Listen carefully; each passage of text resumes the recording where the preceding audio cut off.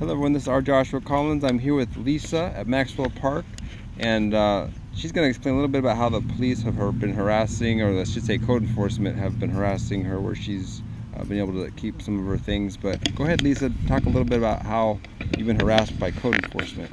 It's actually, I'm I'm going through a lot. I've lost my place to live, and then after that, kind of parked in my grandma's driveway. Since then, I've had like situations where we got pulled over a couple times, and it seemed like, okay, you know, they're doing their fair thing, whatever, letting us know. Now, in this time of being homeless and going through all these situations, it became harder to pay the tags, so they went out further.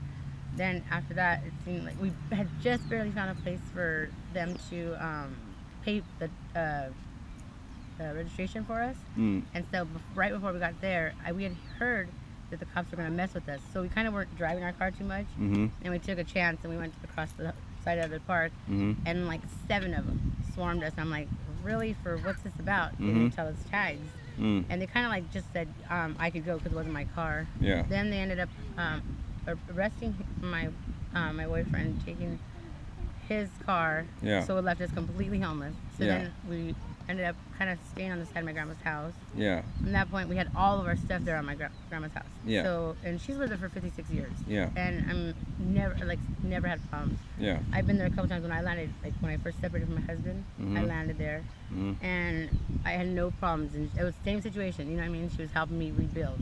So I'm like so confused, but like all of a sudden she's just getting swarmed and harassed. Like they came into the backyard. They want to come further into the backyard. They're talking about her shed, but her shed was built with a permit, so she's allowed to have it with her stuff in it, you know? So that's, we have it all organized for her to come, and she just like keeps getting repeated letters and threatening. Like, she's already 80. My grandpa just had a triple bypass surgery. My son a lot of times is there because it's the safest bet for him. So with all that going on, she doesn't need that added stress from these people now. She's like, now they're saying get rid of all her, like her washer and dryer, like just stuff that she's had for years. It's never been a problem, and it's in her backyard. So I'm like, you know, the harassment there. Then I come out here and I see them taking people's stuff. So when I saw that, I ended up telling, you know, a couple people, just put your carts right here. And that's kind of what led to, I guess, me hearing what that's the reason why they really came down on us, was because of the fact that they felt we were helping the homeless. And I was like, well, we're homeless too. We're just, we have a little benefit because we have my grandma there. You know, so it just really sucks to see all like the changes that they're claiming to want to make. And there's no effect, there's no action towards that. It's all just keep jailing them, keep warrants, you know what I mean? Taking property. Taking their property. And it's like, the day they took my property, my D was in there, and I literally was like, great, how am I supposed to get, like, I had this job interview lined up, couldn't do that. I was like, it made it harder for me. They had my car, double time. I had to go get all my property, you know, then I could get some of my property back. There was like break-ins apparently. At code enforcement. At the storage facility. You know, one of the guys says only bikes, and I said, unless you did a itemized list of everybody's stuff, how do you know it's just bikes unless you're either in on it or you know what's going on? You know what I mean? Oh no, I know they lost a lot more than that. I didn't get like my phones back. I had like, I mean, just things that to them it's probably just no big deal to them. Over storage stuff. But for us, it's like what we managed to hold on to. You know? So that's what really sucks about. Essential what stuff. People are doing. So they say that Anaheim is the city of kindness. That's what they want the Anaheim to be, the city of kindness. They call it the city of kindness. What would you say to people that say that?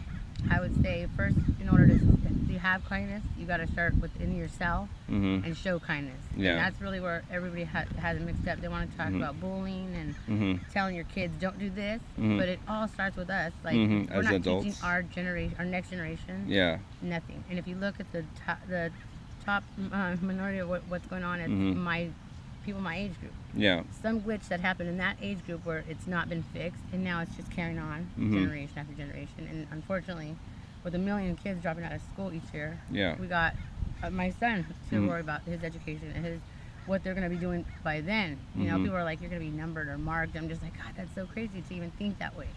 Just to keep certain things in order, which they know what's going on. They're not dumb, so why not put proper, you know, use to buildings and their time and their, you know, manage with their funds, what they're doing with it. And really help some people and get in touch with people that you can't know what people are going through until you're in that position.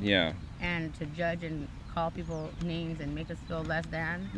It's a real harsh reality. I've dealt with a couple foundations that I honestly, I'd rather take my chances on the street at this point Yeah. than going to the foundations, because it's just Yeah. their expectations, what they're wanting to say they're about, and what they're actually doing and are about are completely different. You know, they really need to focus on some real issues, and that's getting to the problem, not trying to cover it and candy coat it. And expressing kindness is probably the main way to get kindness. Yeah. And I wouldn't say people are too kind because you just want to jail them and get them out of here. Yeah, exactly. It's like, that's not solving no problem. That's solving maybe your problem for a temporary time. But that's you're right not back on the fixing an street. issue. Yeah. Yeah.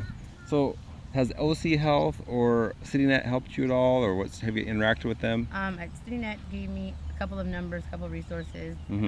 They did actually give me homeless court, which paid a lot of my fines to let me get my license back. Yeah. But I mean, other than what they can, you know, they try. Yeah. I know a couple of them come out and they have compassion, and some of them are like, you know, like one of them, the guys was like, man, he's like, you know, no one expresses what you express. He's like, your tears, everything's real. Yeah. And I was like, because I'm living it, and Yeah. I actually had a come through life one time. Yeah. Where people thought, damn, you know, spoiled princess, and I liked it, you know, but things happen, you know, divorces or whatever, whatnot, and you go through some experiences like that, Sure. and you end up in this kind of position. Yeah. You know when it's like, man, what it's like to actually feel ridiculed and feel like made to be beneath. Yeah. You know, because I'm like, I was once here. Yeah. And that's just because of a statue of money or whatever it is I had. Yeah. You know, and now I'm like treated like, oh, you poor thing, and I'm just like, it's not you poor thing. It's, you know, I'm building. It's a process for everybody. But everything that's built great takes a long time. Yeah, absolutely. Process, absolutely. Yeah. So allow us to kind of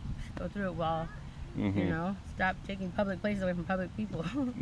Yes, right? Exactly. Yeah. Yeah, that's you know, right. it's not public. It's not. There's people that come with their soccer people, and they have their setups and their big birthday parties and stuff. Yeah, no big deal, and no one harasses them, and it's like, you know, just because we want shade too doesn't mean, you know, it has to be something that's made to a point, because that's them making points about certain things is what allows everybody else to be like, oh, you know, past that judgment, and to start, oh yeah, you know, I agree there's certain things that on our end need to be fixed. Needs to be done. Yeah. There's rules anyways of life. Sure. It has to be complied with. Yeah, you always have bad apples in every bunch, right? Yeah. And whether it be people with houses or without houses, always bad apples. For sure. Right? For sure. Yeah.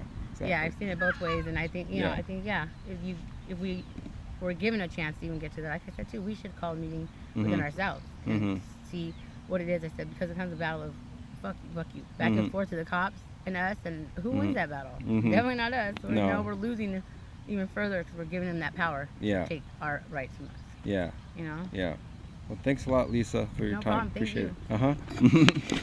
So that's a little story that Lisa's sharing about her situation, and code enforcement's been harassing, of course, them with their, unfortunately, I mean, even if you have your own house, you can't necessarily help people all the time like you want because of code enforcement here in Anaheim. But please share the video. Do join Homeless Advocates for Christ on Facebook. If you have any ideas to help our friend Lisa here to let me know, maybe I can let her know if you have any thoughts or ideas to help her. But just a lot of people out here struggling. So you can see there's some tents here, quite a few tents in this area, in this park here, you can see over here.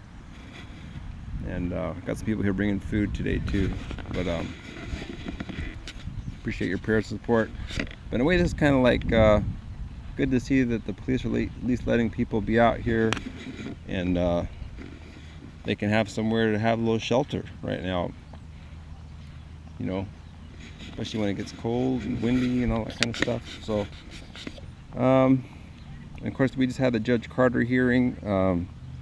And at this hearing, it sounds like the Salvation Army is going to make 400 more beds in Anaheim. Of course, this has in regards to the lawsuit against the county and the cities that were abusing the homeless, including Anaheim and Orange County. So just pray that justice is done, that more good change comes. There's more, pray for more affordable housing. If you want to get involved, you let me know also. You can also join Homeless Advocates for Christ on Facebook. And thanks very much for your prayers and support. And may God bless you. You see Christ's kingdom always. Bye-bye.